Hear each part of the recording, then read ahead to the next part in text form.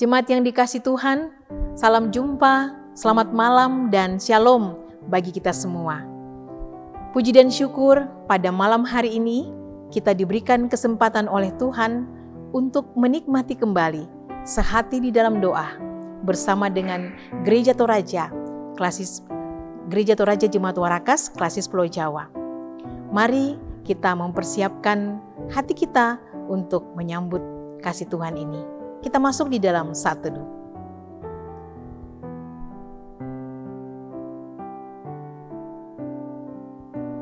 Kita mengangkat pujian untuk Tuhan.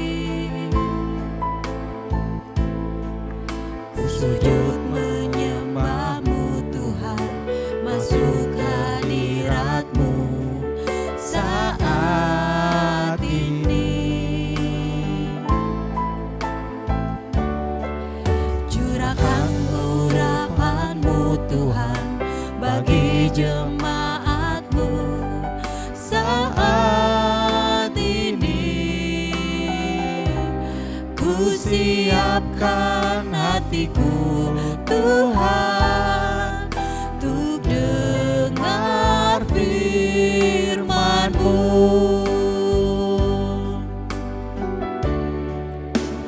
Firman-Mu Tuhan tiada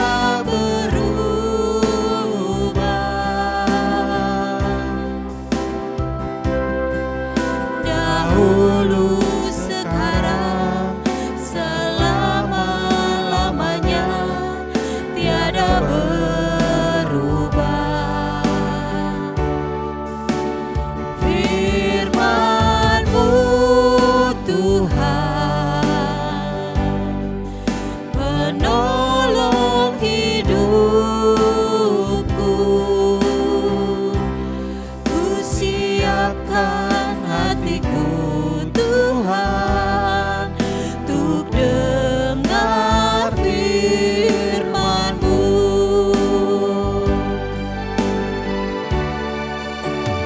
Firman-Mu Tuhan tiada berubah.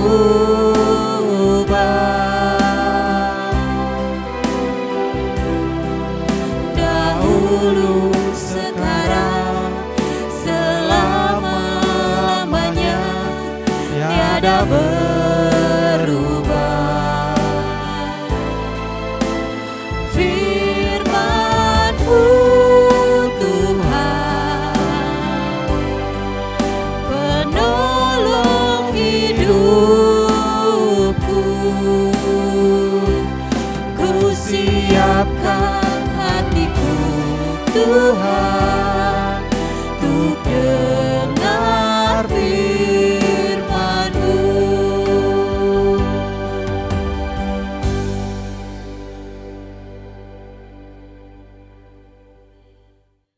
Mari kita berdoa. Tuhan yang Maha Kasih, terima kasih Tuhan sudah mempersekutukan kami dan kami boleh memuji memuliakan nama Tuhan. Sebentar kami akan membaca dan merenungkan firman Tuhan. Tuhan menolong kami semua agar kami boleh memahami firman Tuhan seturut dengan kehendak Tuhan saja. Ampunkan salah dosa kami, terima kami yang datang berdoa, di dalam nama Tuhan Yesus, firman yang hidup itu kami berdoa. Amin. Shalom. Pembacaan Alkitab kita pada malam hari ini terambil dari Kitab Keluaran 32 ayat 15 hingga ayatnya yang ke-26. Setelah itu berpalinglah Musa, lalu turun dari gunung dengan kedua loh hukum Allah dalam tangannya. Loh-loh yang bertulis pada kedua sisinya bertulis sebelah menyebelah. Kedua loh itu ialah pekerjaan Allah, dan tulisan itu ialah tulisan Allah, ditukik pada loh-loh itu. Ketika Yosua mendengar suara bangsa itu bersorak, berkatalah ia kepada Musa, "Ada bunyi sorak peperangan kedengaran di perkemahan." Tetapi jawab Musa, "Bukan bunyi nyanyian kemenangan, bukan bunyi nyanyian kekalahan. Bunyi orang menyanyi berbalas-balasan, itulah yang kudengar." Dan ketika ia dekat ke perkemahan itu dan melihat anak lembu dan melihat orang menari-nari, maka bangkitlah amarah Musa. Dilemparkannya lah kedua loh itu dari tangannya dan dipecahkannya pada kaki gunung itu. Sesudah itu diambilnyalah anak lembu yang dibuat mereka itu, dibakarnya dengan api dan digilingnya sampai halus. Kemudian ditaburkannya ke atas air dan disuruhnya diminum oleh orang Israel. Lalu berkatalah Musa kepada Harun, "Apakah yang dilakukan bangsa ini kepadamu, sehingga engkau mendatangkan dosa yang sebesar itu kepada mereka?" Tetapi jawab Harun, "Janganlah bangkit amarah tuanku, engkau sendiri tahu bahwa bangsa ini jahat semata-mata. Mereka berkata kepadaku, 'Buatlah untuk kami Allah yang akan berjalan di depan kami, sebab Musa ini, orang yang telah memimpin kami keluar dari tanah Mesir, kami tidak tahu apa yang telah terjadi dengan dia.' Lalu aku berkata kepada mereka, 'Siapa yang empunya emas, haruslah menanggalkannya.' Mereka memberikannya kepadaku dan aku melemparkannya ke dalam api. Dan keluarlah anak lembu ini. Ketika Musa melihat bahwa bangsa itu seperti kuda terlepas dari kandang, sebab Harun telah melepaskannya, sampai menjadi buah cemooh bagi lawan mereka, maka berdirilah Musa di pintu gerbang perkemahan itu serta berkata, 'Siapa yang memihak kepada Tuhan, datanglah kepadaku.' Lalu berkumpullah kepadanya seluruh Bani Lewi." Amin firman Tuhan. Jemaat yang dikasihi Tuhan, kita telah membaca satu bagian firman Tuhan dari kitab Keluaran pasalnya yang ke-32, ayatnya yang ke-15 sampai dengan ayatnya yang ke-26. Melalui pembacaan ini, saya memilih satu tema untuk kita renungkan bersama, yaitu setialah pada Tuhan. Setialah pada Tuhan. Sebagai umat yang telah diselamatkan oleh Tuhan di dalam Tuhan kita Yesus Kristus, tentu kita mengetahui bahwa Tuhan mau kita selalu setia padanya sebagai anak-anaknya. Tetapi apa yang terjadi ketika kesetiaan kepada Tuhan menjadi luntur dan membawa kita untuk mempercayakan hidup kita pada hal-hal yang dibuat oleh dunia ini? Tentu saja Tuhan akan kecewa. Di dalam pembacaan kita menyaksikan di sini ketika Musa turun dari Gunung Sinai.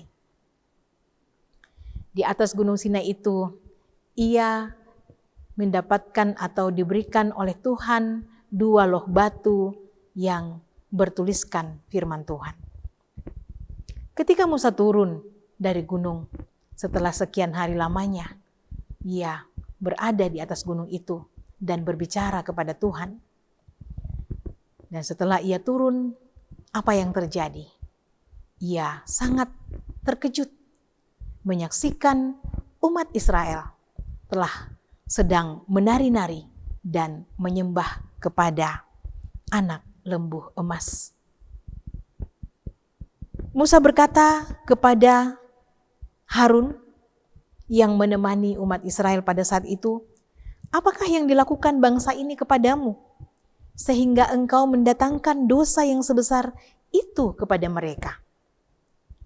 Tetapi jawab Harun, kakak Musa, Janganlah bangkit amarahmu, tuanku.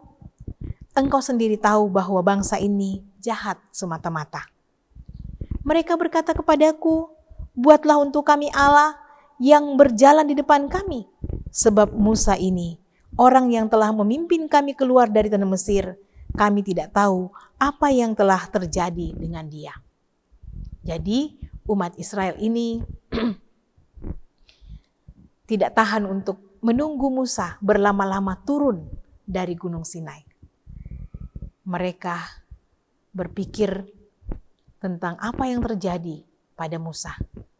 Sehingga sebaiknya kita membuat patung lembu emas atau Allah sembahan kita sendiri yang akan memimpin kita di dalam perjalanan ini. Nah, lalu apa yang dilakukan oleh Harun? Harun membuat patung lembu emas untuk mereka sembah. Dan ketika Musa turun dari Gunung Sinai itu, Musa melihat mereka sedang bersukaria, menari-nari.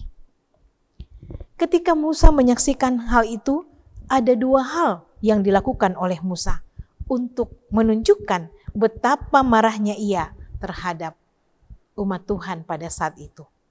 Musa saja sebagai pemimpin umat sangat marah dengan menyaksikan apa yang dilakukan oleh umat Israel. Apalagi Tuhan tentunya sebagai Tuhan pemilik kehidupan mereka. Yang pertama, Musa melemparkan kedua loh batu yang bertuliskan firman Tuhan itu, sehingga batu itu pecah. Dengan tindakan ini, Musa mau menegaskan kepada umat bahwa sesungguhnya kasih Tuhan itu begitu besar, ingin membawa umatnya untuk berada di dalam perjanjian dengan dirinya sendiri sebagai Tuhan yang akan memelihara dan menyertai umatnya. Tetapi ternyata dosa umat itu sendiri yang menghalangi rencana Tuhan ini. Kemudian yang kedua, Musa membakar anak lembu itu dan menggilingnya sampai halus. Lalu agar serbuk hasil penggilingan anak lembu itu diketahui oleh seluruh umat di perkemahan itu, Musa menaburkannya ke atas air yang diminum oleh mereka semua. Agar menjadi jelas terlihat oleh umat Israel bahwa suatu berhala tidak berarti apa-apa di dalam dunia ini.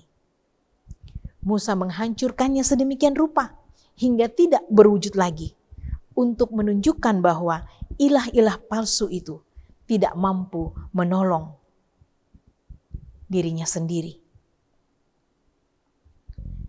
Jemaat yang dikasihi Tuhan, disinilah atau melalui pembacaan ini kita mendapatkan pesan yang sangat penting bahwa sesungguhnya kasih Allah itu begitu besar di dalam kehidupan kita. Kasih Allah itu ingin dinyatakan melalui pemeliharaan dan penyertaannya kepada kita di dalam hidup ini. Tetapi seringkali keinginan hati kita, pikiran kita membawa kita untuk lebih memperhatikan apa yang ditawarkan oleh dunia sebagai kesenangan. Sehingga waktu-waktu bersama dengan Tuhan sering kita tukar dengan waktu-waktu untuk menikmati kenikmatan dunia. Tetapi ketika kita mengalami kesusahan, ketika kita bergumul, seperti di masa-masa pandemi ini, kita tidak bisa datang kepada kenikmatan dunia yang selama ini sudah membuat kita merasa nyaman, merasa senang, karena ternyata semua itu tidak dapat menolong kita. Kita kembali datang kepada Tuhan. Kita kembali datang berseru kepada Tuhan. Kita menunjukkan bahwa kita membutuhkan Tuhan. Tapi ternyata sikap seperti itu sungguh menyakiti hati Tuhan. Di sini kita disadarkan bahwa seringkali kita bertindak demikian. Dan karena itulah melalui peristiwa ini kita diingatkan bahwa tetaplah setia kepada Tuhan. Kesenangan dunia dan segala yang ada di dalamnya tidak dapat menolong kita untuk menghadapi setiap pergumulan-pergumulan yang ada di dalam dunia ini. Kesenangan itu tidak akan bisa menolong kita.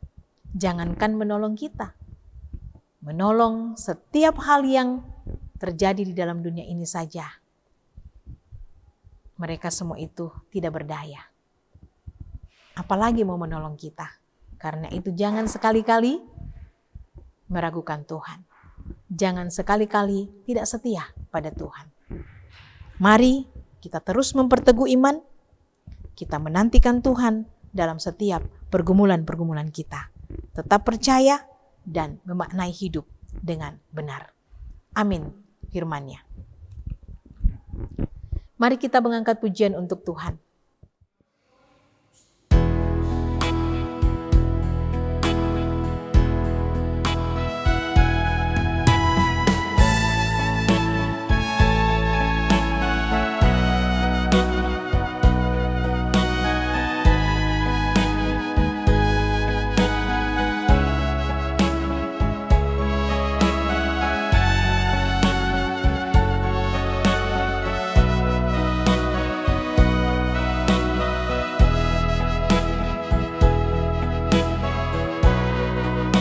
Engkaulah perlindunganku, tempat perteduhan dari serangan musuh di dalam bahaya. Kau batu karangku teguh. Engkaulah persembunyianku dan tetap menjaga atas kesesakanku dalam pencobaan. Kau beri keluputan. Sebab itu jiwa bersorak-sorak, mulutku puji-puji namamu. Glory haleluya, terpujilah Tuhan, kemuliaan bagi Bapa. Hosana bagimu Yesusku, kudus kuduslah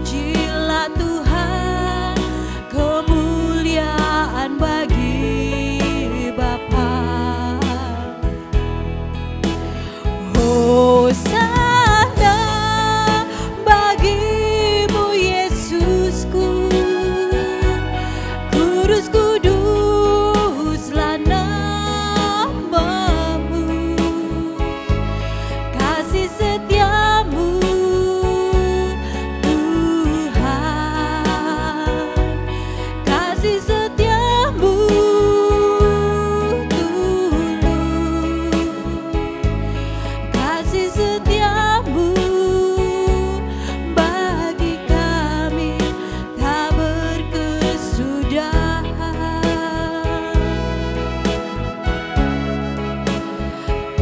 Kasih setiamu bagi kami tak berkesudahan.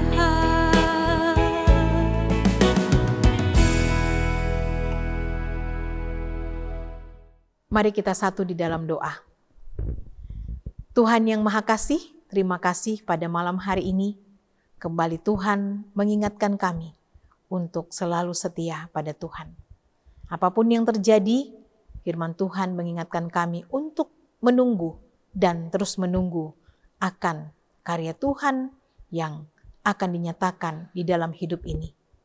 Melalui firman ini juga kami diajarkan untuk tidak mengikuti apa yang menjadi tawaran dunia yang sifatnya sementara.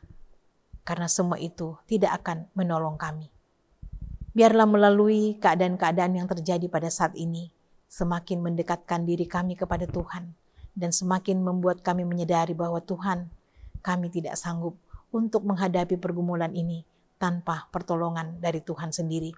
Karena itu, tetaplah merangkul kami Tuhan, tetaplah mengasihi kami, menyayangi kami, melindungi dan menyertai kami, dan kami mau percaya.